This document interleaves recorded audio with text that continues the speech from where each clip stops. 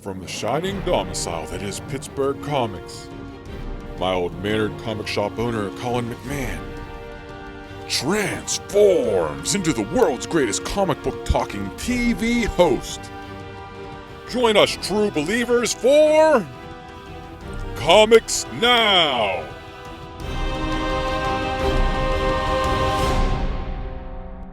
Hey everybody, welcome to Comics Now for June 2022. It's finally getting warm, maybe. Seeing temperatures coming up in the 60s and the 90s, so hey. But it's also summer reading time, and we have tons of stuff to read here. Thousands and thousands of different books. So just about anything you're looking for, and please come in and ask. We can certainly recommend stuff to you, but there's lots of neat stuff going on. Speaking of books, we're doing, book club is back. It's been going for a couple months. Turnout has been great, which I love. People getting together and talking about books that they love. So in June, we decided to do a book by Jeff Lemire. Now, Jeff Lemire has probably been the one writer that we've done more than any other. He has such a wide variety of books, from superhero to science fiction, and the one we're doing this month is a horror book. So if you're interested, we're doing Gideon Falls Volume 1, The Black Barn. This is the first, I think it was an 8-volume series. I only read the first couple issues, which happens all the time. I often just read a little bit. But people that went through it said it was absolutely fantastic. So we decided to do that one because I always like doing good books. And that's going to be June 24th. On Friday, June 24th is going to be book club. But in corresponding with that, I always do a monthly theme where we spotlight a certain character or company or creator. And we decided, well, it just made sense to spotlight Jeff Lemire for June. So come on in, see the vast variety of work that he has, and we'll talk to you about it. And if you're interested, we'll point you to some different things. So lots going on in the world of comics. Summer is when the companies really kind of ramp things up. And we get Marvel and DC always have their big events. We tend to get a lot of new releases from the other companies. They let things kind of lapse a little bit in the winter and then push real hard in the summer. So, and just as a little precaution, some of the stuff I talk about coming out in June isn't going to come out in June. We just found out the new book that we got for Marvel for books coming out in August is actually all going to be pushed back. So anything in the new catalog is going to be pushed back to September or later because they're falling behind with their printing. So hopefully this stuff will come out in June, but it's a lot of neat stuff that's coming out. So because one of the biggest events is from DC, let's start with DC Comics.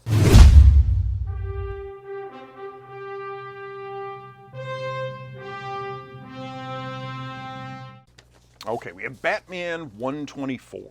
Now this isn't an event, this is actually the last issue of Josh Williamson's run before we get into Chip Zdarsky's run in July.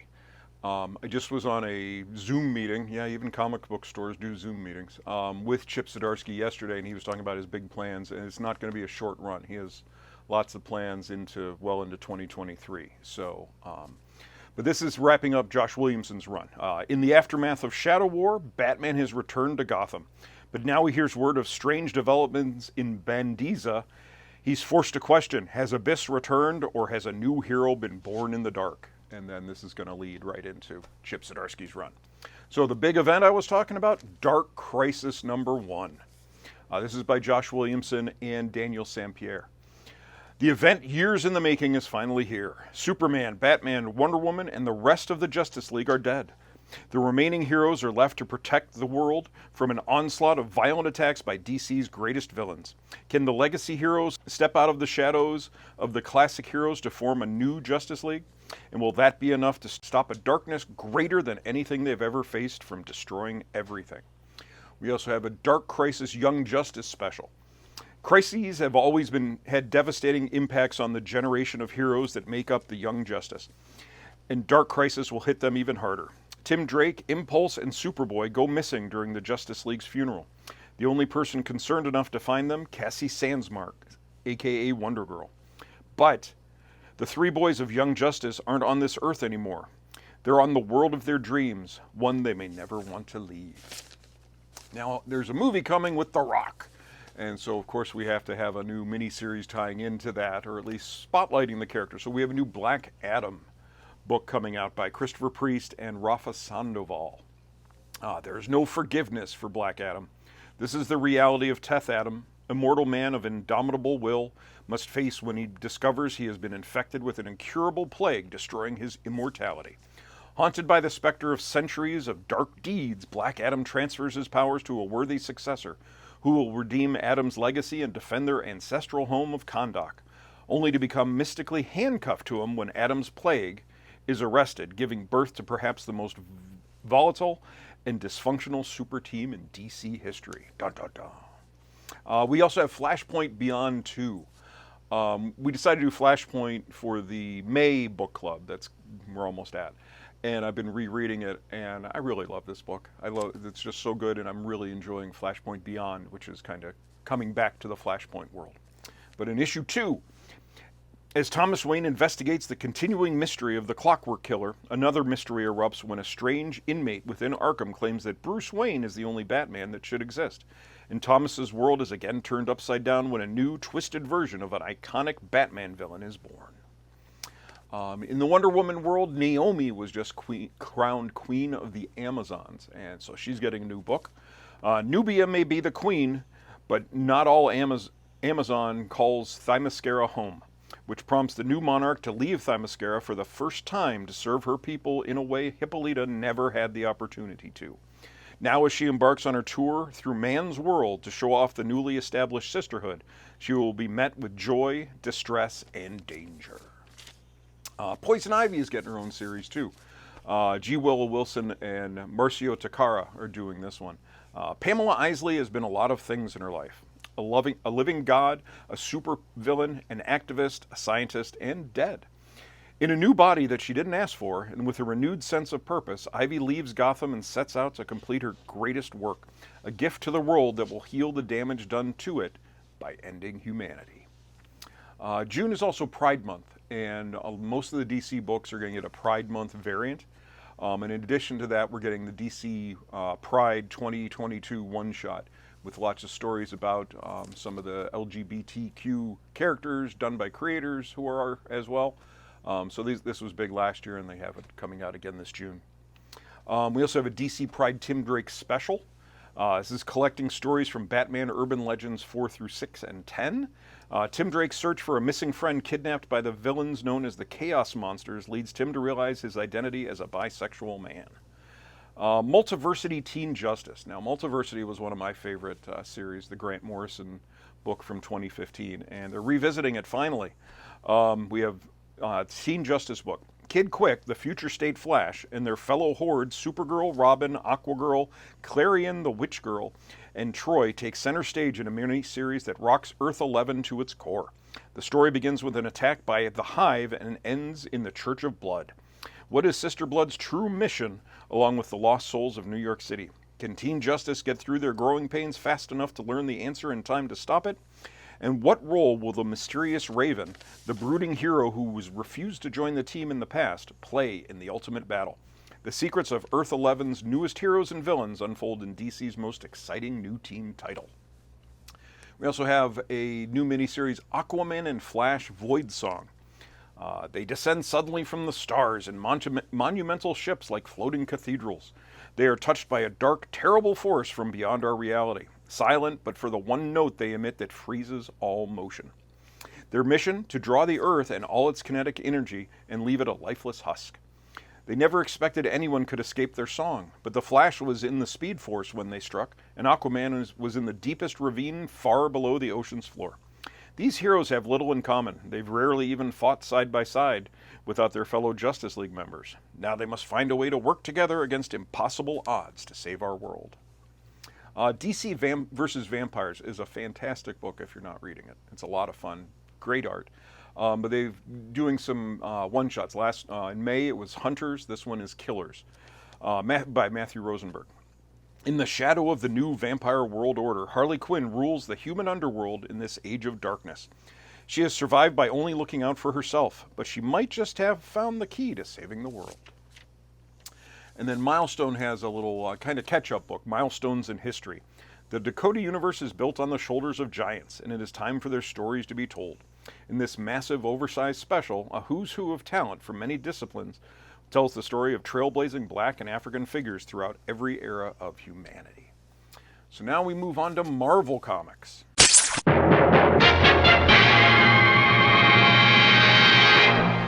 So Marvel has their big event coming up. It's Avengers, X-Men, and Eternals, collectively known as AXE. Eve of Judgment by Kieran Gillen and Pasquale Ferry. The Eternals know that the mutants have conquered death, but what are they going to do about it? The oldest immortals on Earth eye up the newest, and the doomsday clock starts to tick towards Judgment Day. And then a lot of books are going to be tying into it in the coming months. We also have Fortnite. Marvel is going to Fortnite. We had Batman Fortnite a year ago. Now Marvel's jumping into the Fortnite game. The big thing with this is each first print issue gets a special code for a downloadable character skin for the game. So the kids love it. I don't know about the story, but it's Fortnite related. So we have the new Captain America Sentinel of Liberty. We got the Sam Wilson Captain America book already came out. Now we're getting the Steve Rogers Captain America book. The shield is one of the most iconic images in the world. It stands for hope, justice, and the protection of the innocent. It also holds a secret, undiscovered hold now that will change the way Steve Rogers views the 20th century and how he chooses to fight in the 21st. Daredevil returns. We finally wrapped up Devil's Reign, and now we're going on with a new Daredevil #1 by the same creative team, Chip Zdarsky and Marco Cicchetto. In the wake of Wilson Fisk's violent and visceral last act, it's a new era for New York and the Man Without Fear. Matt Murdock has no choice but to leave behind everything he's ever known, and Elektra is the last vestige of his former life. Everything Matt Murdock thought it meant to be Daredevil is about to change, including the challenges he will have to face in the cowl. X-Men is revisiting the Hellfire Gala. This is going to be a yearly thing where they pick a new team of X-Men. So yeah, the new team revealed at last year's gala. Mutants changed the face of the solar system, terraforming Mars and claiming it for the mutant kind. Do you think you can afford to miss this year's gala? All contained in this one oversized issue. We also have, there's a new Thor movie coming with presenting Jane Foster as Thor.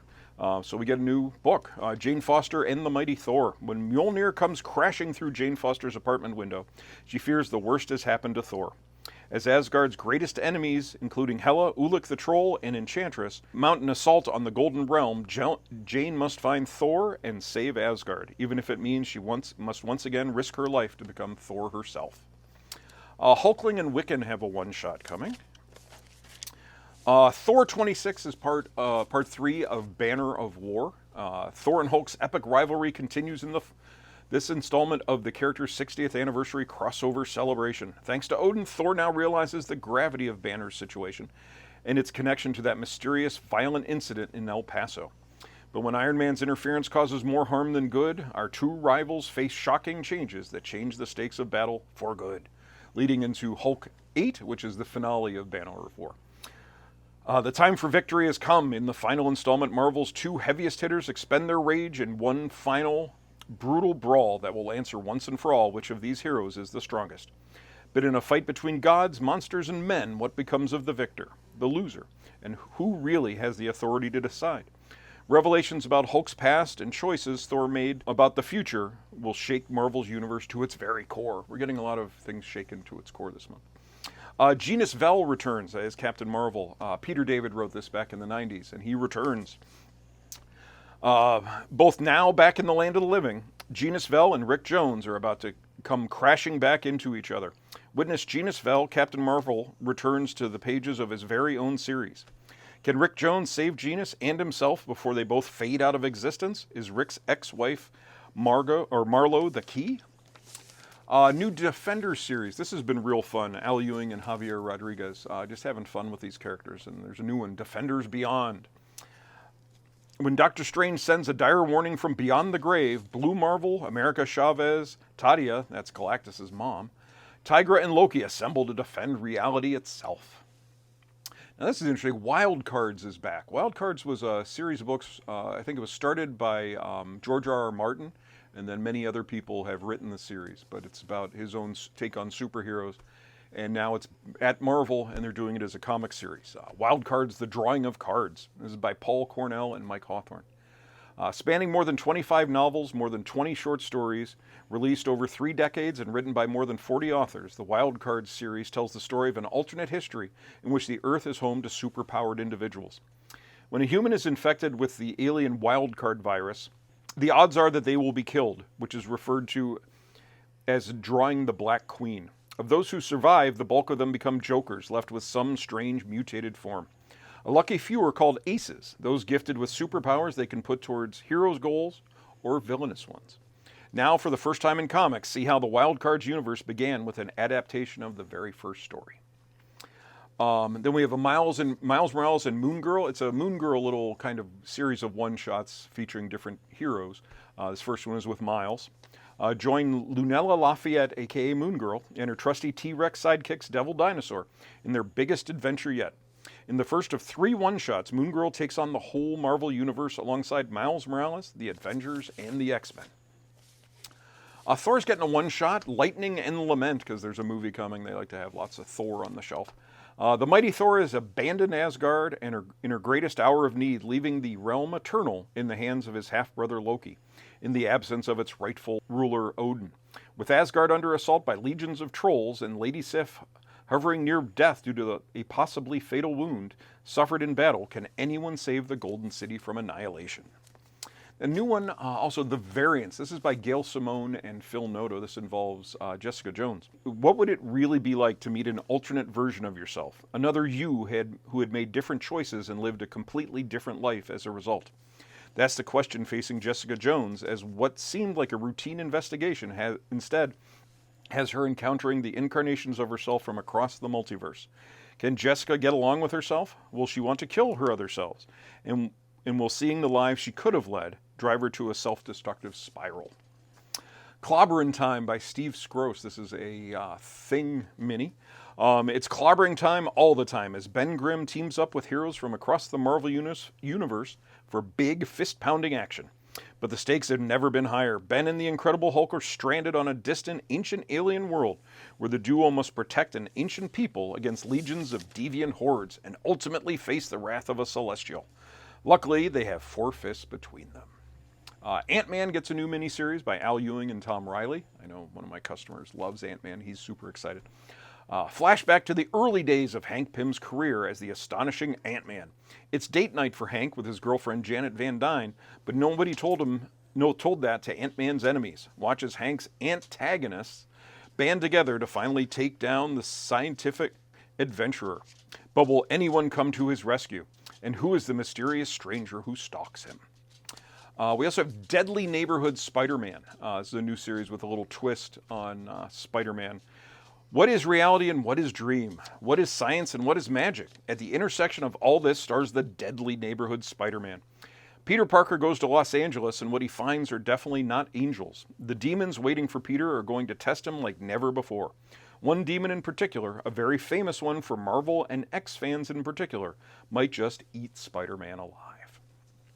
Iron Cat is here by Jed MacKay and Perry Perez. The Iron Cat armor made its first appearance in Black Cat 11, but both Black Cat and Iron Man thought that was the last they would see of it. If Felicia is surprised to see the armor again, you can imagine how furious Tony is. There's someone now in the Iron Cat armor, and they will have a plan that will put them in the crosshairs of all the heroes of the Marvel Universe. Both Iron Man and Black Cat's secrets and mistakes are going to come back to haunt them, and it's going to get rough. Marvel also has a Pride book, Marvel Voices Pride, for Pride Month. And we also have Mech Strike has returned. Marvel's been having fun with this. They had a couple Avengers books. This one is Mech Strike Monster Hunters. In Avengers Mech Strike, the Avengers don new mech armor to battle an unprecedented threat. Now a trio of the world's most notorious supervillains, assembled by Doctor Doom, have used the Eye of the Kraken to give themselves a mystical and monstrous upgrade. In order to defeat their foes, the Avengers must undergo a similar transformation and become monster hunters. But will the heroes be consumed by their new dark powers? Punisher has a War Journal one-shot, Blitz. Finn Fratz knows that if you want people to hate each other, a banner cannon and the right pair of hands will go a long way. The aging war profiteer earned his spot on the Punisher's kill list well before he adopted the moniker Hatemonger. But he has proven an elusive man. Now with a hand at his disposal, Frank Castle is ready to smoke him out. But not only has Hatemonger gone to ground, he's fighting back. Good for him. It's not going to change anything but the death toll. We also have Iron Man and Hellcat Annual. Spinning out of the pages of Iron Man, Hellcat traveled to San Francisco to get her house in order. Only this house is an aging Victorian manor left to her by her mother Dorothy. The house and its secrets will reunite Patsy with old friends like Hetty Wolf, as well as others she'd hoped to leave dead and buried. When a supernatural crisis arises, will Hellcat and Iron Man combined be enough to beat back the flames of hell itself? And then we have a new Star Wars book that I think people are going to be excited about. It's The Mandalorian, finally showing up in the pages of comics. It's basically just going to be retelling Season 1. In the first issue, the Mandalorian bounty hunter tracks a target for a well-paying, mysterious client. Witness the introduction of Din Djarin and the first meeting between the Mandalorian and the child. Okay, now on to the other guys.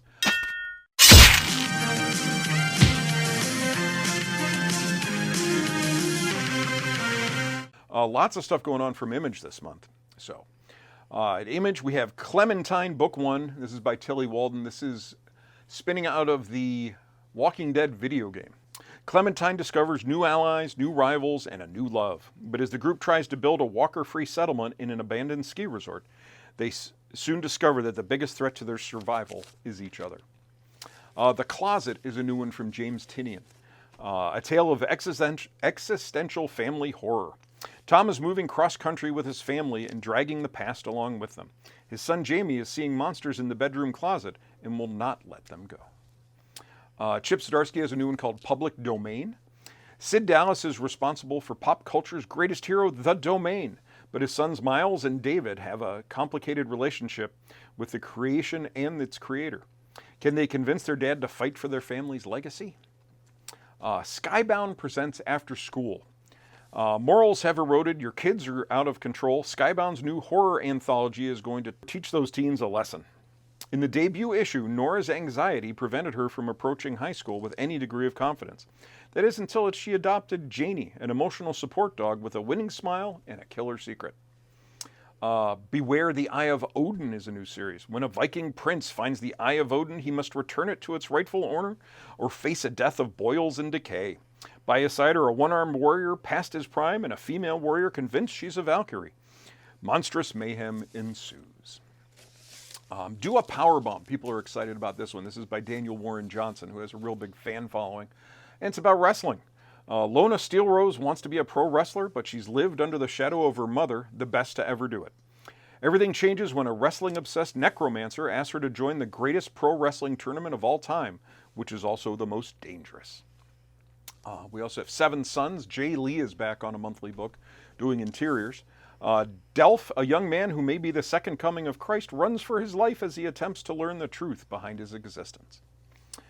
Sins of the Black Flamingo.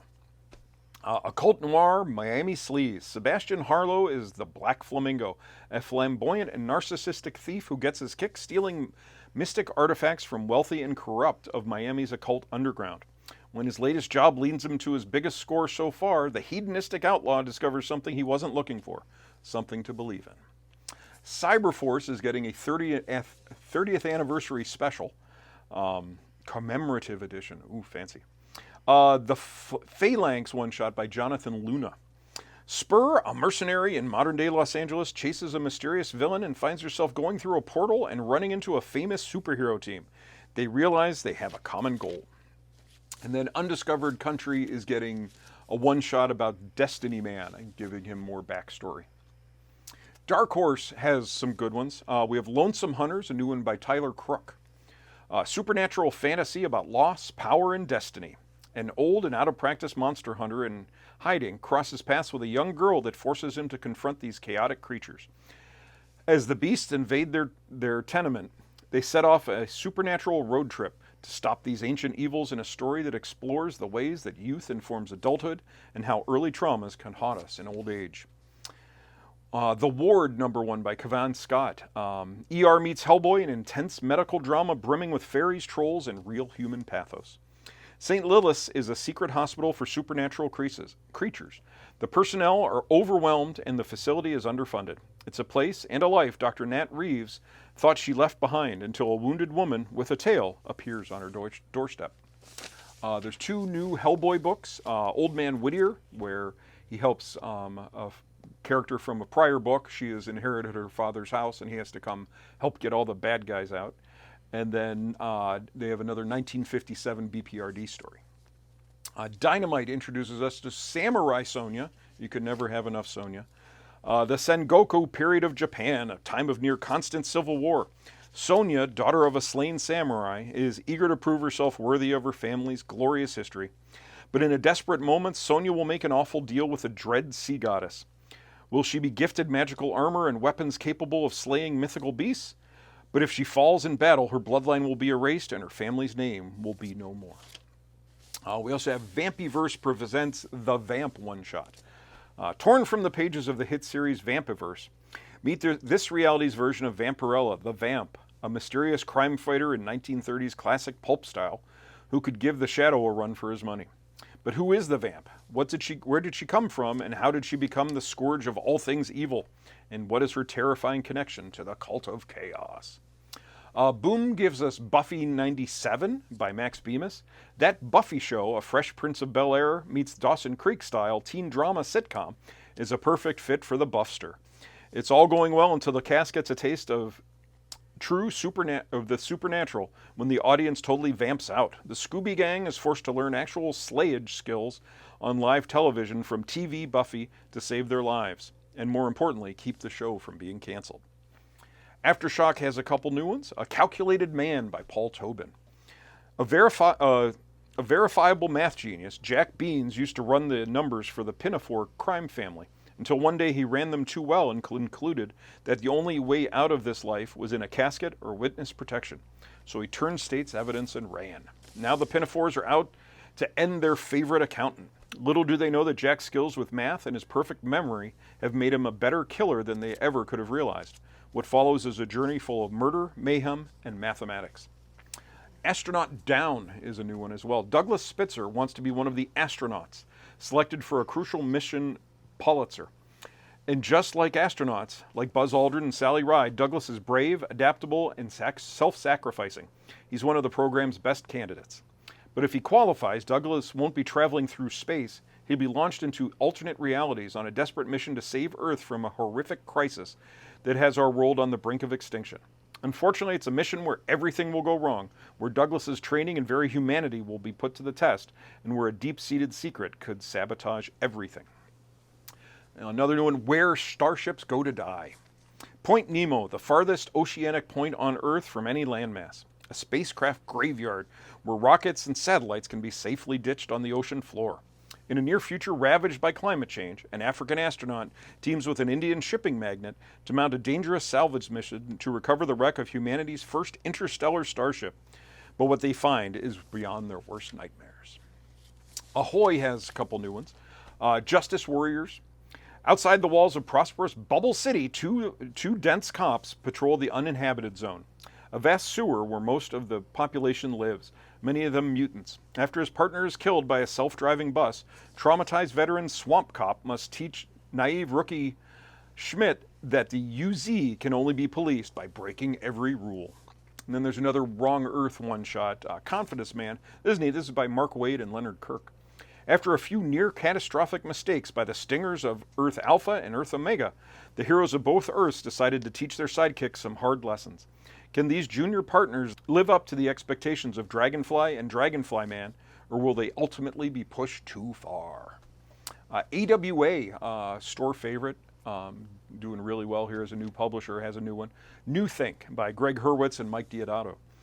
This Black Mirror-style anthology takes an unflinching look at the rapid proliferation of technology and the cultural polarization of the U.S. today through the funhouse mirror of science fiction. First up, the screens in which the alien invasion fits in the palm of your hand.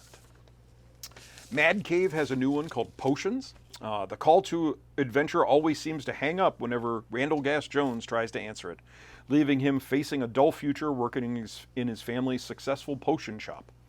But when a powerful artifact is stolen from his parents and puts them under a terrible curse, Rand finally gets the quest he's been after his whole life.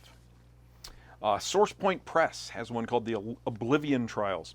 What mystery lies on the other side of the afterlife? After his own abrupt death, a young boy finds himself whisked to the ethereal world in the boat of Charon, a deity that presents him with a choice that will decide his eternal fate. Also have one called Nook. Fleeing the oppression of World War II Germany, Avery and her parents move to a remote town on the border of France, only to discover that their new home is haunted by a dark past and a cat named Nook. Swept into a deadly cycle of violence, Avery will come to both fear and love her fuzzy new friend as the dark and twisted history of her new home is revealed. Titan has a new Blade Runner book that's spinning out of an anime series. And then lastly, we have Vault, which has one called Mindset by Zach Kaplan. Choice is a delusion. When an introverted tech geek accidentally discovers mind control, he and his friends do something unexpected. They put the science into an app to help users break their technology addictions. But as their Mindset app achieves a dangerous cult following, lies, conspiracies, and murder come to light. Are they helping people or controlling them? So those are some of the books coming out. Lots of new number ones, lots of big events coming out in June. Like I said, book club is going to be on Friday, June 24th. We're doing Gideon Falls, and all month long we'll be showing and promoting the works of Jeff Lemire.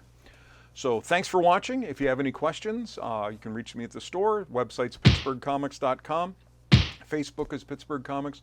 Twitter and Instagram are PGH Comics. So thanks for watching, and see ya.